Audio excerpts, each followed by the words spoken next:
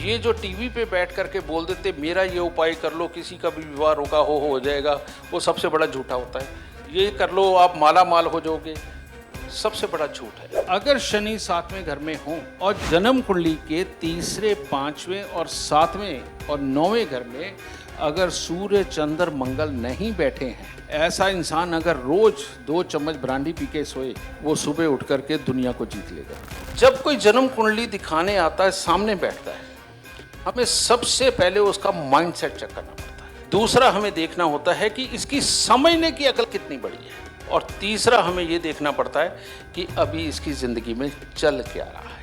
धर्म, ज्योतिष और अध्यात्म ये कितने अलग हैं और कहाँ जाकर के ये तीनों मिल जाते हैं? अगर शुक्र 6ठे घर में है और बुध उसी वक्त 5वें घर में हो, तो ये इंसान को बहुत गुस्सैल बनाता है, माता पिता के ऑर्गन्स को फेलियर की तरफ लेके जाता है, और वो अपनी जिंदगी में कोई काम पूरा नहीं कर सकता है। उस औरत का दिमाग कभी गर्म नहीं होगा जिसकी मांग में सिंदूर होगा, जिसकी मांग खाली होगी, माथे पे बिंदी नहीं होगी, वो औरत घर वालों का काम करते हुए कभी भी चिढ़ जाएगी।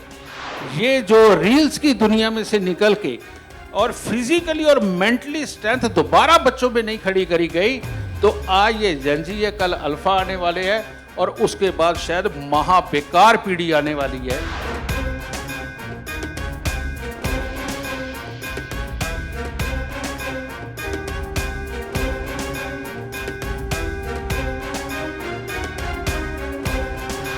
सारे जितने लीडिंग चैनल्स हैं उन सब पे गुरुदेव का कोई ना कोई कार्यक्रम चलता रहा है और हम सब लगातार देखते रहे, मैं भी उसमें शामिल हूं। अब देखिए, कुछ लोगों को ना ऊपर वाला जो जन्म देता है तो बड़ा सोच समझ करके देता है। हम कहते हैं भी ये सब कुछ प्रारब्ध से है, और ये हमारे यहाँ तो प्रक्रिया ही यही है, पुनर्जन्म की प्रक्रिया है। अब ये इनका जन्म हुआ, पंजाब में कहीं जन्म हुआ, माता पिता ने नाम रख दिया सोच समझ करके गगनदीप।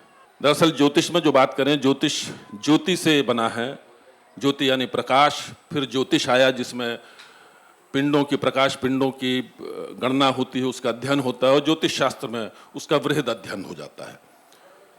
तो गगन मतलब जहाँ ये सारी चीज़ें हैं, और ये स्वयं दीप हैं, तो इनका तो जाहिर सी बात है जथा नाम तथा गुण वाली बात होनी ही थी।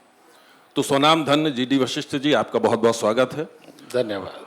और गुरुदेव, आपसे पहला प्रश्न मेरा ये है, प्रश्न क्या है, जिज्ञासा है दरअसल ये, और जो थोड़ी देर पहले हमसे पूर्व मेरे भाई अनुराग मुस्कान जी ने भी एक सवाल उठाया था कि आप किसी हस्तरेखा विशेषज्ञ के पास जाए तो वो एक तरह का उपाय आपको बताएंगे, किसी वैदिक ज्योतिष के पास चले जाएं तो वो दूसरी तरह का उपाय बताएंगे, न्यूमरोलॉजिस्ट के पास जाएंगे वो तीसरी तरह का, वास्तु वाला चौथी तरह का, लाल किताब में कुछ और है। तो ये सारे लोग बड़े भयभीत रहते हैं और आशंकित भी रहते हैं, संशय में रहते हैं कि दरअसल किसको माना जाए, किसको फॉलो किया जाए, या ये अपनी सुविधा होती है या चॉइस होती है, या कोई ईश्वरीय प्रेरणा है कि व्यक्ति वहीं पहुंचता है जहां उसे पहुंचना चाहिए। तो ये कौन सा पाथ फॉलो किया जाए, या कहीं इन सारी चीजों का कोई नेक पॉइंट भी है? परमात्मा ने बड़े अजीब खेल रचाए हुए हैं जी। पहले क्रोसिन को सारे जानते थे, अब हर कोई डोलू गोली को तो हर कोई जानता है। तो इसी प्रकार से हमारे ज्योतिष में भी मोटे मोटे उपाय, जो आजकल क्लासेस चलती है ना 2 महीने की, 3 महीने की, तो उसके अंदर एक स्पेशल क्लास चलती है कि आपको यहाँ उपाय समझाए जाएंगे, उपाय बताए जाएंगे। अब 3 महीने में दवाइयाँ तो ज़रूर सीख जाता नाम आदमी, लेकिन उसके पीछे की जो थ्योरी है वो ज़्यादातर को नहीं आती है। तो आप आज की हमारी ये पीढ़ी है इतनी समझदार हो चुकी है कि उन्हें कम से कम गूगल ही कर लेना चाहिए। जिस भी इंसान का किसी भी प्रोफेशन में कम से कम 5, 7, 10 साल का एक्सपीरियंस हो चुका है, उसके पास ज़रूर कुछ ना कुछ होगा, और अगर 20 साल का हो गया तो उसके पास ज़रूर कुछ ना कुछ होगा।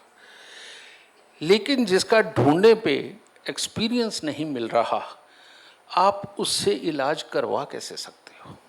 ठीक है ना? या तो आपको पर्सनली कोई रेकमेंड करने वाला हो, हाँ मैं गया, मेरे साथ के इतने गए, उनको ये फल मिला, या फिर कम से कम उसका एक्सपीरियंस ज़रूर देखो कि भाई उनका एक्सपीरियंस है कितना, वो कब से इस्टेब्लिश है, कब से अपने प्रोफेशन में लगे हुए हैं। उसके अनुसार अगर आप यही चुन के जाएंगे तो आपको फल ज़रूर दर ज़रूर मिलेगा, आपको एक अच्छा एस्ट्रोलॉजर, एक अच्छा काम वाला इंसान ज़रूर मिलेगा। ये कैसे तय किया जाए कि मुझे किसके पास जाना चाहिए?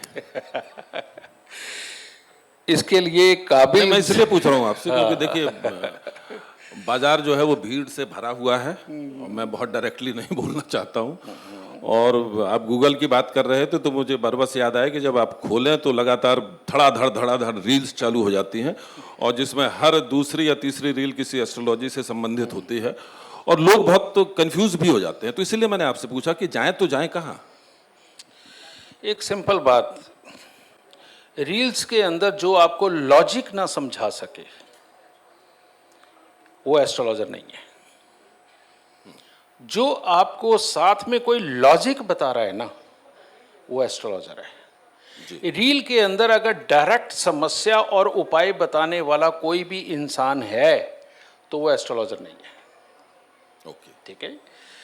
कारण ये है कि कोई भी एस्ट्रोलॉजर है, वो अगर एक समस्या को इंडिकेट कर रहा है ना, तो उसे ये पता है कि कौन से ग्रहों के कॉम्बिनेशन से कौन सी समस्या बनती है। जी, ठीक है जी। आप मेरी रीलों में जाके देखिए, आपको मिलेगा कि अगर शुक्र छठे घर में है और बुध उसी वक्त पांचवें घर में हो तो ये इंसान को बहुत गुस्सैल बनाता है, माता पिता के ऑर्गन्स को फेलियर की तरफ लेके जाता है। नहीं तो घर में जिसको भी स्किन की प्रॉब्लम होगी उसको ये ऑर्गन फेलियर की तरफ की दिक्कत ज़रूर होगी और वो अपनी ज़िंदगी में कोई काम पूरा नहीं कर सकता है। इसी प्रकार से मैं बोलता हूँ कि चंद्र मंगल इकट्ठे हों और उनके ऊपर शनि की दृष्टि पड़ जाए, हम इसे नरक योग बोलते हैं। ऐसा इंसान सिर्फ और सिर्फ माहौल के अंदर कमी है, माहौल से शिकायत, माहौल से डरा हुआ, अपने आप को सिक्योर रखने के लिए हर वक्त बचा बचा ऐसा इंसान सबसे लड़ाई मोल लेता है। और उसके कारण, उसकी इस आदत के कारण ज़्यादा किसी चीज़ को ज़ोर से पकड़ने की कोशिश के अंदर उसके हाथ से रुपया, पैसा, प्रॉपर्टी भी निकल जाता है। ये प्रॉब्लम होती है। जैसे मैं बताता हूँ कि एक और नरकयोग है कि मंगल शुक्र इकट्ठे हों, शनि की दृष्टि पड़ जाए। इसने सिर्फ और सिर्फ क्लेश कारक अवस्थाएं वो पैदा करने की गृहस्थी कभी सुखी ना रहे। और इनमें मैं उपाय क्या बताता हूँ, मामूली सा, कि भाई मंदिर के अंदर 43 दिन मीठी फुल्लियाँ जो होती हैं, मीठी खील, ये चढ़ाते रहो और हर शनिवार को शनि के दान दे दो। अब इसके अंदर लॉजिक है, ये तो बहुत इजी वाले लॉजिक है। एस्ट्रोलॉजी में इतने कॉम्प्लिकेटेड लॉजिक है कि एक ग्रह कहीं पर पर्टिकुलर जगह पे बैठ गया खराब होकर के, जन्म कुंडली के 3, 4, 5 घर खराब हो जाते हैं। अब ये है साइंस। इसको अगर आप अलौकिक विद्या समझ करके और आप साधना करके इस चीज़ को पा सकते हो, ऐसा बिल्कुल नहीं है। ये साधना मांगती है, लेकिन कौन सी साधना? रोज की प्रैक्टिस की साधना मांगती है। आज भी मेरा रूटीन है, सब जानते हैं यहाँ जो मुझे जानते हैं, कि मेरे से सही बात करने का जो समय है वो सुबह 5 बजे है। अच्छा। क्योंकि मैं 3:30, 4 बजे उठ जाता हूँ और 5 बजे मैं फ्री होता हूँ और 7 बजे के बाद कोई मेरे से बात नहीं कर सकता, क्योंकि मेरा फ़ोन ही मेरे पास नहीं होता, क्योंकि फिर मेरे को पूरा दिन काम करना है। मैं सुबह उठ के अपनी टेबल पे जब पढ़ने बैठता हूँ, उसके बीच में 1-2 लोग होते हैं जिनको मैंने अलाउ किया होता है, तो वो कॉल करते हैं, जिसमें यहाँ एक आध 2 शरीफ आदमी बैठे हुए हैं ये ज़रूर उसका फ़ायदा उठाते हैं। ठीक है, तो यही है रूटीन और यही मेरी साधना है। सुबह 4 बजे उठ के पढ़ना और 7 बजे से अपने कामों पे लग जाना, टिल शाम को 7:30 बजे तक काम करना, 8:30 बजे घर पहुंचना और आधे घंटे में रोटी खा के आधा पौना घंटा परिवार के साथ बिता करके सो जाना। ये साधना इतने सालों की यही चली आ रही है। तो मैं यही बताना चाहता हूँ कि कोई जादू मंत्र नहीं है। ये जो टीवी पे बैठ करके बोल देते मेरा ये उपाय कर लो, किसी का भी विवाह रोका हो जाएगा, वो सबसे बड़ा झूठा होता है। ये कर लो आप माला माल हो जाओगे, सबसे बड़ा झूठ है। हर एक जन्म कुंडली के अंदर धन देने वाले अलग अलग ग्रह होते हैं।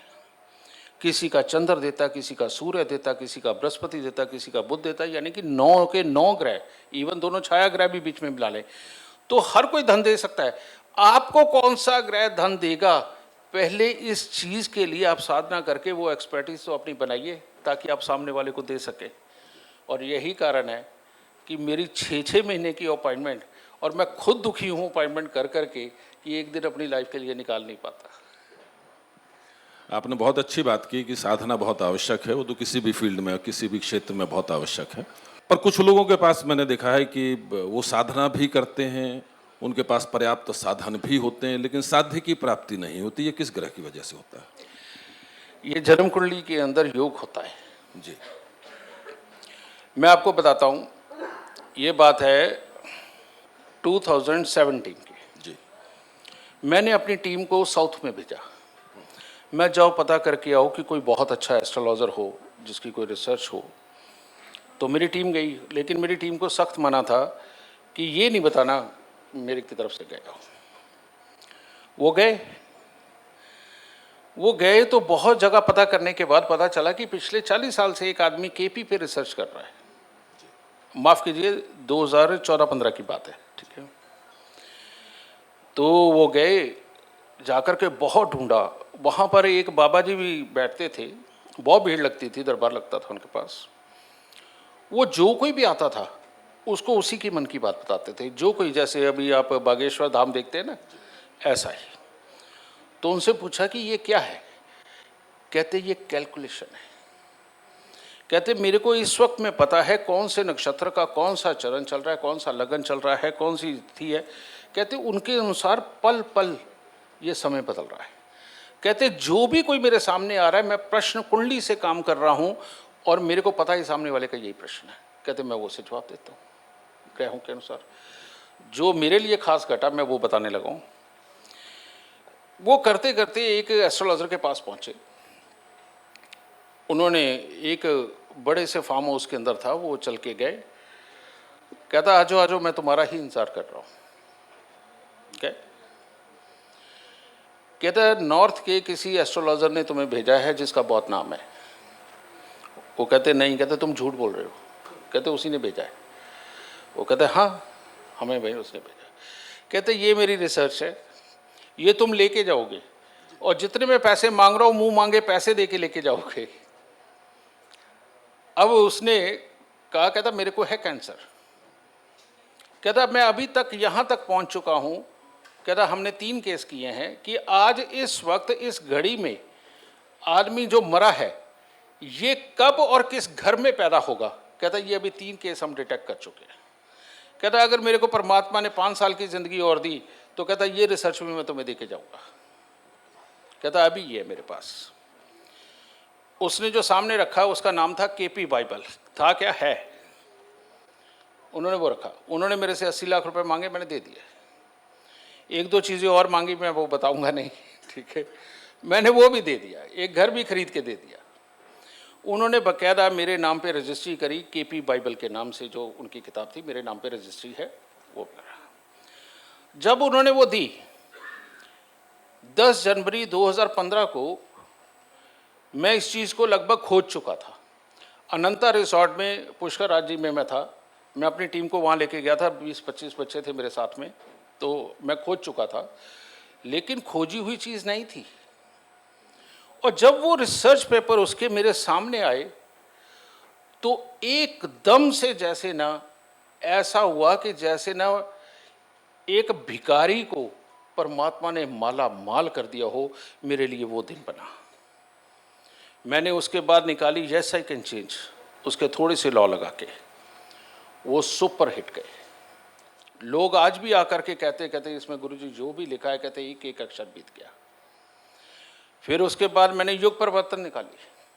आज की डेट में है लाल किताब अमृत वशिष्ठ ज्योतिष, क्योंकि ज्योतिष मैंने अपना बना लिया है। क्योंकि मैंने वैदिक ज्योतिष, केपी ज्योतिष, लाल किताब ज्योतिष, इनमें से जितनी काम की चीज़ें थी और इनके ऊपर रिसर्च करके कि कौन सा लॉ काम करता है, कौन सा नहीं करता है, और जो नहीं करता वो करेगा कैसे। क्योंकि इतने पुराने समय से चली आ रही बुक्स, उनमें मिसप्रिंट भी होता है, लिखने वाला कहीं ना कहीं कुछ ना कुछ गलत भी लिख जाता है, उसको ढूंढने का काम सबसे बड़ा होता है। तो ये करके मैंने आज की डेट में अपने नाम पे बनाया वशिष्ठ ज्योतिष, और आज परमात्मा की दया से मैं परिपूर्ण ऐसा हूँ। मैं आपको बताता हूँ कि 2020 से पहले मैं एक कुंडली देखने में लगभग 15 से 17 मिनट लगाता था, और आज की डेट में मैं एक कुंडली देखने में ज़्यादा से ज़्यादा 1.5 से 2 मिनट लगाता हूँ। आपने सॉफ्टवेयर भी डेवलप किया मैंने किया, लेकिन ये सॉफ्टवेयर की खासियत नहीं है, ये खासियत है मेरी नज़रों की, जो 1 से 1.5 मिनट के अंदर सारे योगों को तोड़ जो आपने साधना की बात की थी, ये चीज़ वही साधना। तो ये साइंस है। अगर आप इसे जांचोगे, परखोगे, इसकी आदत को जानोगे, इसके बिहेवियर को जानोगे कि ये ग्रह काम कैसे करते हैं और इनके अंदर ताकत क्या है और इस ताकत को यूज कहाँ किया जा सकता है, अगर ये जानेंगे तो वो एक अच्छा एस्ट्रोलॉजर बनता है। मैं थोड़ा सा और अलग हट करके आपसे प्रश्न करता हूं, क्योंकि आप इस विधा में तो पारंगत हैं ही, साथ ही विद्वान व्यक्ति हैं, सनातनी परंपरा को आगे बढ़ा रहे हैं। बिल्कुल। और सनातन ज्योतिष को न सिर्फ आगे बढ़ा रहे हैं, उसका संरक्षण भी कर रहे हैं, संवर्धन भी कर रहे हैं। तो हमारे यहाँ कहा जाता है धर्मो रक्षति रक्षिता, आप धर्म की रक्षा करेंगे तो धर्म आपकी रक्षा करेगा। तो मैं चाहता हूँ कि एक तो आप इसकी व्याख्या करें थोड़ा सा कि धर्म आपकी रक्षा कैसे करेगा और आप धर्म की रक्षा कैसे कर सकते हैं। इसी से जुड़ा दूसरा प्रश्न है कि धर्म, ज्योतिष और अध्यात्म ये कितने अलग हैं और कहाँ जाकर के ये तीनों मिल जाते हैं? ये तीनों के तीनों एक है। अच्छा, इनमें से कुछ भी अलग नहीं है। सबसे पहले धर्म। धर्म क्या है? एक परिवार, एक कुनबा, एक समाज, एक गांव, एक शहर, एक देश, उसने गलत और सही को तय किया जी। और उन्होंने कहा कि ये गलत और ये सही जो है हम सब लोग मानेंगे, और इसके बाहर जो कोई जाएगा वो धर्म ध्वजा को धारण नहीं कर सकता। अच्छा, उसको बागी घोषित किया जाएगा, और जो बागी होगा वो समाज से बाहर होगा।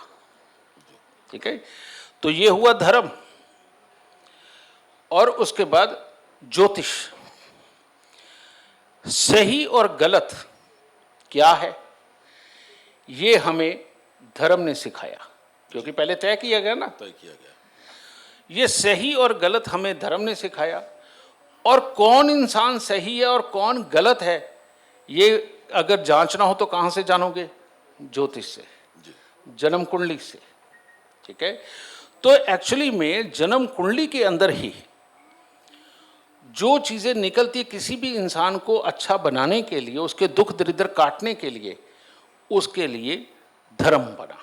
क्योंकि हर किसी को ज्योतिष सिखाया नहीं जा सकता। आज हमें ये कहा जाता है कि मंदिर के अंदर मिश्री लेके जानी है, मीठी खीर लेके जानी है, पतासे लेके जाने हैं, फूल लेके जानी है, मिठाई लेके जानी है। ये क्या है? ये चंद्र और मंगल की मिली हुई ऊर्जा, जिसे हम मंदिर में जब लेकर के जाते हैं तो अगर वो चंद्र और मंगल पापी ग्रहों के प्रभाव में हैं तो उससे छुटकारा पाते हैं। जी। मंदिर में देने से ये बेनिफिट होता है। शनिवार को सरसों के तेल में मुंह देख करके देने की हमारे यहाँ आम ही प्रथा थी, तो वो पापी ग्रहों को दूर रखने की। अब ये भी धर्म में शामिल है। जी। फेरे क्यों कराए जाते हैं वो भी लॉजिक है। मांग में सिंदूर क्यों भरा जाता है ये भी लॉजिक है। औरत के माथे पे बिंदी क्यों लगाई जाती है ये भी लॉजिक है। अब पाँव के अंदर औरतों को ही बिछुए पहनने के लिए बोला जाता है।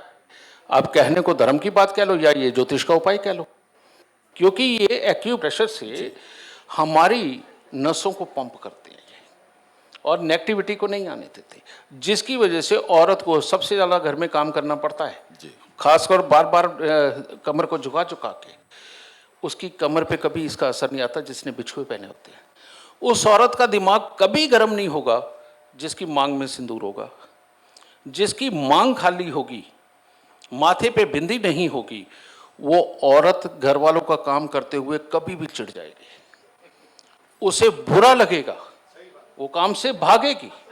सोगे। और ये नहीं, ये सच है। ये जो आगे की तरफ हमारे 3 दिमाग है, लेफ्ट वाला, राइट वाला सुपर, आगे ये जानवर वाला दिमाग है ये इंसानों के अंदर भी है, और इसको सिंदूर मात्र से ही ढका जा सकता है। मर्दों को जिनको खास तौर पे जंग के अंदर भेजना होता है हमें, हम उनके सफ़ेद और पीला टीका लगा के नहीं भेजते, हम उन्हें लाल रंग के सिंदूर का टीका लगा के भेजते हैं कि ये लड़े भी तो अकल से, बेवकूफ़ी से ना पंगा ले। तो सिंदूर का बहुत बड़ा महत्व है। गंगा जल, सिंदूर और गाय का गोबर तीनों एक समान है। गाय के गोबर में कभी कीड़े नहीं पड़ते। हमारे यहाँ हमेशा घरों के अंदर, चूल्हे के अंदर, चौके में गाय के गोबर का लेप करने के बाद खाना बनता था, क्योंकि उसमें ताकत है कि वो किसी भी तरह के कीटाणुओं को वहाँ नहीं आने देता। सिंदूर, बड़े बड़े राजे महाराजे अपनी कीमती तलवारें सिंदूर के अंदर डुबो के रखते थे, चाहे उसे वो 100 साल बाद भी निकाले, एक जंग का कतरा नहीं लगा हो सकता, इतना प्योर होता है सिंदूर। तो मांग में लगाने के बाद वो यहाँ भी जंग नहीं लगने देता। और गंगा जल तो है ही ऐसी पवित्र चीज कि आज तक विदेशों के वैज्ञानिक आकर के ढूंढ रहे हैं कि इसका एंटीबायोटिक आता कहां से है जी। और गंगा जल के पानी से एंटीबायोटिक बनाने की तैयारी कर रहे हैं, क्योंकि हर एंटीबायोटिक नुकसान दे रहा है। अगर गंगा जल के पानी से एंटीबायोटिक बन गया तो वो इंसानों को नुकसान कभी नहीं देगा। अब ये दोनों चीज तो जुड़ गई, है ना।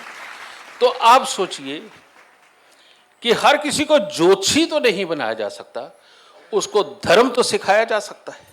करेक्ट। और धर्म सिखाने का काम माँ बाप करते हैं, हमारे आस पड़ोस के पंडित जी करते हैं, हमारे अड़ोसी पड़ोसी चाचे ताऊ करते हैं, हर कोई धर्म सिखाता है। तो इसीलिए दुनिया के अंदर जहाँ जहाँ धर्म बड़ा है वहाँ वहाँ इंसानियत बड़ी है, और वहाँ वहाँ पर समाज बड़ा है। और जहाँ धर्म नहीं है ना, वहाँ डिप्रेशन है और हमेशा रहेगा। करेक्टली सर, ये करेक्टली सर। अध्यात्म हमको ये भी सिखाता है कि आपको पीड़ा तो होती है, आप मनुष्य हैं, अगर कहीं चोट लगेगी तो आपको पीड़ा होगी, दर्द होगी, वेदना होगी, लेकिन अध्यात्म हमको हमारी उस चेतना को विस्तृत करता है, हमको वहाँ तक लेकर के जाता है जहाँ आप ये मान लें कि ये पीड़ा मुझे नहीं हो रही है, तो वो आपके मन में जो दुख पैदा होता है वो दुख आपको नहीं होगा, उस पीड़ा से उत्पन्न होने वाला दुख आपको ना हो, ये अध्यात्म हमको सिखाता है। ज्योतिष जब काम करता है तो वो पीड़ा को दूर करने का काम करता है या मन के उस दुख को दूर करने का काम करता है, या दोनों? बहुत गहरा सोच के आपने बहुत गहरा सवाल किया है। ज्योतिष किसी एक पद्धति का नाम नहीं है या एक स्पेशलिटी का नाम नहीं है जी। ज्योतिषी बनने के लिए आपको बच्चे के भाव, बड़े के भाव, बुजुर्ग के भाव, एक क्रिमिनल के भाव, एक इनोसेंट के भाव, एक इमोशनल टूटा हुआ इंसान उसके भाव, यानी दुनिया के अंदर जितनी तरह के भाव हैं उन सबको समझने की एक्सपर्टीज आपके अंदर होनी चाहिए, तब एक काबिल ज्योतिषी बनता है। जब कोई जन्म कुंडली दिखाने आता है, सामने बैठता है, हमें सबसे पहले उसका माइंडसेट चेक करना पड़ता है कि इसका माइंडसेट क्या है। क्या ये घमंडी है? क्या ये कुछ भी बोल देने वाला है? क्या ये इमोशनल पर्सन है, या ऐसा कि जिसके दिल को इमीडिएटली अभी चोट लग जाएगी और उसके बाद ये डिप्रेस होगा? पहले हमें ये देखना होता है। दूसरा हमें देखना होता है कि इसकी समझने की अकल कितनी बड़ी है। इसका स्वभाव कुछ भी हो सकता है, क्या ये बड़ी बात को समझ पाएगा, पचा पाएगा, या छोटी बात ही से करके वहाँ खुश करना है। और तीसरा हमें ये देखना पड़ता है कि अभी इसकी ज़िंदगी में चल क्या रहा है। ये विद इन 5 सेकेंड हमें ये सारा एनालाइज जन्म कुंडली देख के करना होता है। और जब ये हम करते हैं, उसको जब मैं वो प्रेडिक्शन देता हूँ, और प्रेडिक्शन के साथ में जो सबसे बड़ी बात होती है कि उसको मुझे समझाना होता है 1.5-2 मिनट तक। वो 1.5-2 मिनट मेरे समझाए हुए उसे ऐसे लगने चाहिए कि उसे लगे कि गुरुजी मेरे अंदर ही उतर गए, है ना। तो उस अवस्था में जो आपने सवाल किया है, अपने आप तो इन चीजों को कोई नहीं समझ। अध्यात्म के साथ जो आप बाहर कह रहे हैं, मंत्र उपचार, समाधि मारना या कुछ भी और इस तरह का नाम डाल लेना, ये इंसान को मोटा मोटा रिलैक्स दे सकता है। ये दे सकता है कि परमात्मा गुरु उसके साथ है, उसको एक हौसला बढ़ा सकता है। लेकिन इलाज लेने के लिए परमात्मा कोई ना कोई चक्कर चलाएगा, कोई ना कोई गुरु मिलवाएगा या किसी एक अच्छे ज्योतिषी से मिलाएगा जो उसको हल भी देगा, उसके अंदर की बात बता करके उसको सही रास्ते पे चलने की जब प्रेरणा देगा, आराम तो उसे तभी मिलेगा। जिस इंसान की जेब में आज पैसा नहीं है, जो अपनी छोटी छोटी जरूरत के लिए रोज सोचता है कि या तो परमात्मा मुझे दे दे या धरती से ले जा, उसको उसका मार्ग देना बहुत जरूरी है जी। लेकिन एक वो अमीर घर का वो बच्चा जो ये कहता है कि मेरे घर वाले मुझसे प्यार नहीं करते और ये मेरे खिलाफ ही रहते हैं, उसको दूसरे ढंग से टैकल करना पड़ेगा। तो बेटा मन, अगर हिंदुस्तान की बात करें तो 140 करोड़ मन है यहाँ, वर्ल्ड की बात करें तो 900 करोड़ मन है यहाँ। अब सबके मन का कल्याण करने वाला एक मंत्र या एक साधना ना कभी बनी थी, ना कभी बनी है और ना आगे बनेगी। इसके लिए तो जब तक हमारे यहाँ दोबारा गुरुकुल स्टार्ट होकर के दोबारा इंसान को पढ़ने की विद्या, दोबारा इंसान को टैकल करने की विद्या ना सिखाई गई, और खास तौर पे ये जो रील्स की दुनिया में से निकल के और फिजिकली और मेंटली स्ट्रेंथ दोबारा बच्चों में नहीं खड़ी करी गई, तो आज ये जेनजी है, कल अल्फा आने वाले हैं और उसके बाद शायद महा बेकार पीढ़ी आने वाली है। ये अल्फा वाले भी बेकार ही हैं, इसके आगे की भी बेकार आने वाली है। ये बेकार नहीं है, ये हमारा ही खून है, हमारा ही डीएनए है। हम लोगों की परवरिश से गलत हो गया, जो हमने पाई थी हमारी पीढ़ी तक, अगर उतनी भी देते ही नहीं तो अच्छा था। ऊपर से न्यूक्लियर फैमिलियां जो बन गई, इन्होंने काम खराब कर दिया। आज भी जब तक चाचा दादा ताया मामा इकट्ठे नहीं होते, आज भी जब तक बड़ों का कहना मानना नहीं सिखाया जाता, आज भी जो बच्चों को ये सिखाया जाता है तुमने किसी से कुछ लेना है, जाओ अपना तैयार हो, खाओ पियो और जाकर के अपने काम की तैयारी करो, ये गंदे शब्द जब तक सिखाना बंद नहीं ना करेंगे तब तक फिर दोबारा धर्म और संस्कार नहीं टिकते। यानी ये धर्म और संस्कार से बाहर निकल गए, क्योंकि धर्म और संस्कारों में तो ये था कि ये ताया जी है, बात माननी है, ये चाचा है, इसने जो कह दिया तेरे को करना ही पड़ेगा, ये बुआ है, हमारे घर की इज्जत है, ये वाली चीज़ें आज खो गई। तो धर्म और संस्कार कितने का ज़रूरी हैं। इन्हीं जो बच्चे जो आज की डेट में सिर्फ अपनी सोच को कुछ कह रहे हैं, कारण क्या है, ये अपने दोस्तों से बात करके उसी को समझदारी मान रहे हैं, और हमारे यहाँ पहले बड़ों से सलाह ली जाती थी, है ना। तो वापस एक युग लेके आना है जो हम सबको ही कोशिश करके बनाना है कि वापस से बड़ों का कहना मानना सिखाना पड़ेगा, बड़ों के दिए संस्कार इनको अपनाने पड़ेंगे। अगर ये हो गए तो बेटा यही बच्चे हमारा ही डीएनए है, हमारी ही नस्लें हैं, ये एक दिन ज़रूर दर ज़रूर हमसे ज़्यादा काबिल बनेंगी जो आज की डेट में काबिलियत का अभाव लिए हुए हैं। बहुत बहुत धन्यवाद आपका। अच्छा, आप कुछ लोग कहते हैं कि कुछ लोगों से कहा जाता है कि आप मंदिर ना जाएं या इस पीरियड में ना जाएं, कुछ से कहा जाता है रोज़ मंदिर जाओ, किसी से कहा जाता है मंदिर की चौखट पर माथा नहीं रखना है, जाओ प्रणाम करो दूर से आ जाओ, किसी से कहा जाता है मूर्ति को स्पर्श नहीं करना है, किसी से कहा जाता है कि आप अल्कोहल बिल्कुल नहीं लेना, किसी को कभी कहा जाता है कि आप थोड़ी मात्रा में ले लें, अगर नहीं पीते हैं तो डॉक्टर्स ब्रांडी पी लें। ये क्या है, ये किस तरीके से कैलकुलेशन होती है और इस सब का क्या प्रभाव होता है? सेम साइंस है जी, और कुछ नहीं। आपने वो एक कहावत सुनी होगी कि इसकी अकल तो घुटनों में है। हाँ, अकल घुटनों का मतलब होता है सूर्य का जन्म कुंडली के 10वें घर में अकेला बैठा होना। अच्छा, ऐसे आदमी में इरिटेशन बहुत होती है, इरिटेट बहुत जल्दी होता है। उसे कोई समझाए उसे अच्छा नहीं लगता, उसे कोई पढ़ाए तो वो उसे पागल समझता है कि ये मेरे को तंग कर रहा है। तो वो पहले टीचर में कमी निकालता है, माँ बाप समझाए तो उसको दुखी करता है, किसी के यहाँ काम पे लगा दो उसको छोड़ के आ जाता है, कहता नहीं इसे काम नहीं करवाना आता। एक्चुअली में उसके अंदर की जो फ्रस्ट्रेशन है उसे कहीं टिकने नहीं देती। अब ऐसे इंसान को अगर दारू पिला दोगे तो क्या होगा, वो पागल हो जाएगा और ज़्यादा फ्रस्ट्रेट हो जाएगा, उसकी जो रही सही काबिलियत है वो भी डूब जाएगी। तो ऐसे में शराब पीना सख्त मना। शनि का 11वां घर है, उसमें भी सेम थिंग, यही प्रॉब्लम। लेकिन वही शनि 7वें घर में उच्च के होते हैं।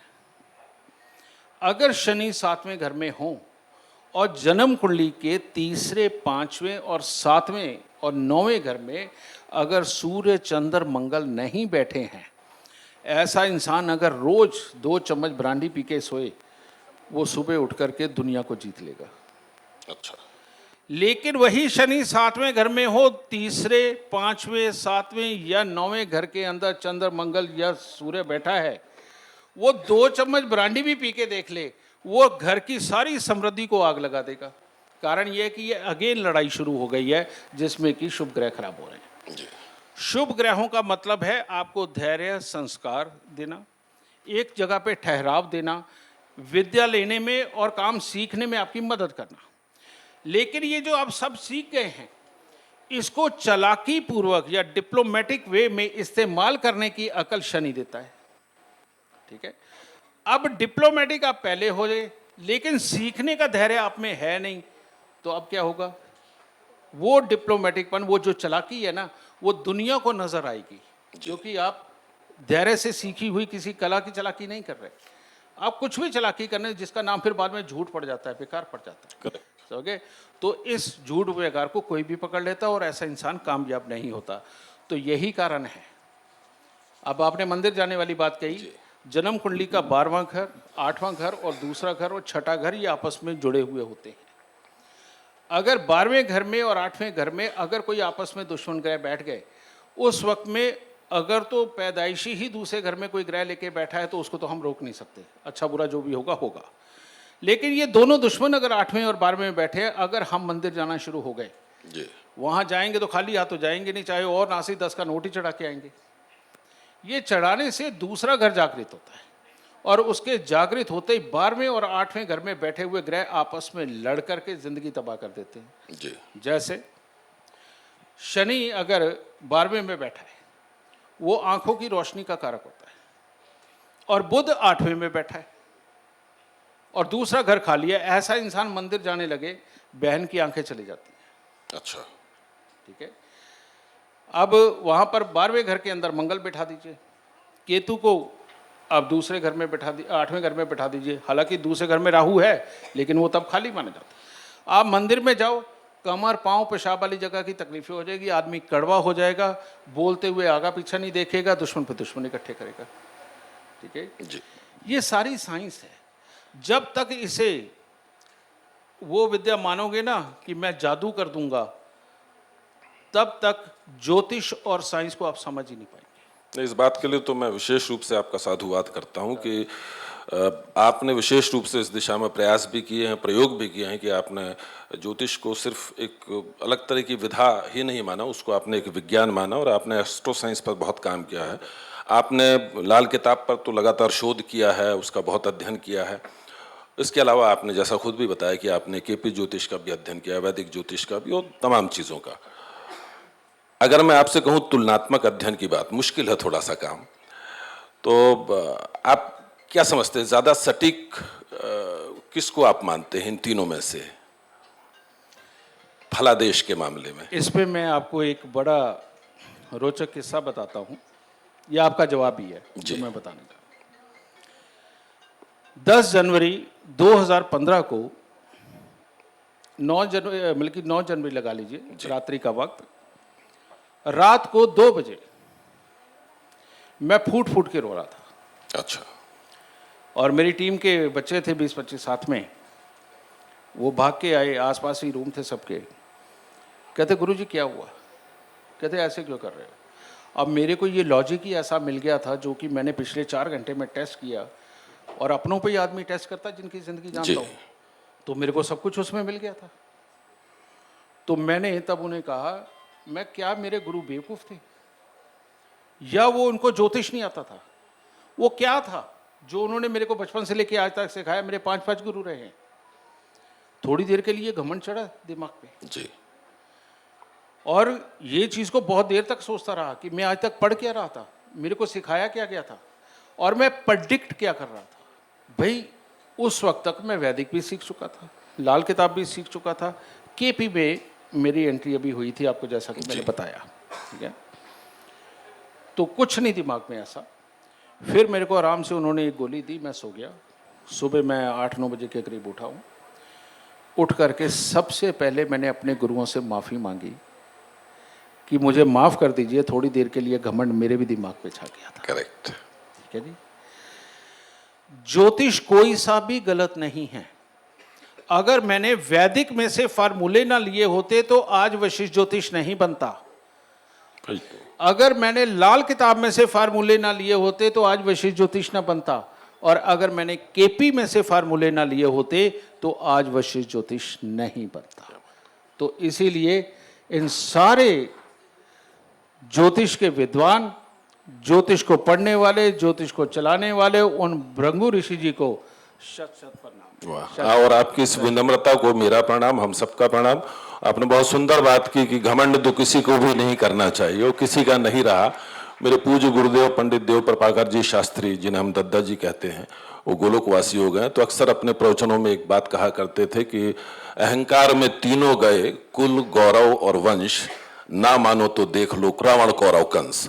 तो अहंकार तो उनका भी नहीं रहा। तो ये बात सही है कि अहंकार का भी नहीं रखना चाहिए। बस एक छोटी सी बात 1 मिनट में कहते हुए, फिर आपसे एक सवाल करते हुए फिर मैं अपनी वाणी को विराम दूंगा। हम लोग अपने शो में बहुत सारे तांत्रिकों को पकड़ते थे जो जहां तहां दुकान खोल करके बैठ जाते हैं, इश्तेहार देते हैं और लोगों को गुमराह करते हैं। तो बहुत सारे तांत्रिकों की धर पकड़ की, इसमें प्रदीप जी का बहुत बड़ा योगदान रहा, पांडे जी बैठे हैं पीछे, उनका बहुत बड़ा योगदान रहा है। एक तांत्रिक उनमें से ऐसा था जो कहीं लक्ष्मी नगर में पकड़ा गया था, शटर डाउन करके वो भाग रहा था, प्रदीप जी कैमरा लेकर के पीछे भाग रहे थे।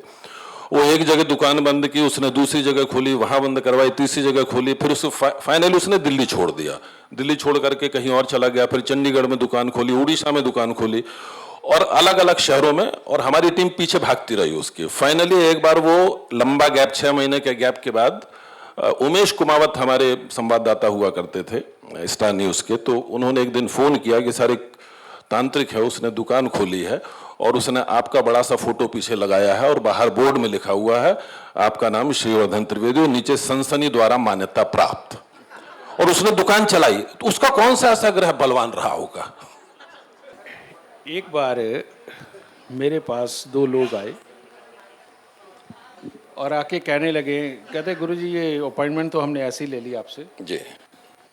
कहते सही मायने में ना हम आपकी फिल्म बनाना चाहते हैं। जी। ये 2015 के आसपास की ही बात है। कहते हम आपके ऊपर फिल्म बनाना चाहते हैं। कहते आपके जितना फेमस कोई एस्ट्रोलॉजर नहीं, आपके जितने क्लाइंट नहीं कोई देखता है, ये वो। उन्होंने 100 तरह की तारीफें करी। जी। मैंने उसे एक शब्द कहे, मैं ये 11,000 कहाँ से लेके आया? अच्छा। कहते क्या मतलब? मैं ये 11,000 कहाँ से लेके आया? कहते नहीं क्यों आप ये कर रहे? मैं कहा अच्छा चल ये बता तेरी गाड़ी में टैंक फुल है कि नहीं? अच्छा। कहते हाँ है। मैं गाड़ी तेरी है ये किसी की लेके आया? कह रहा क्या मतलब?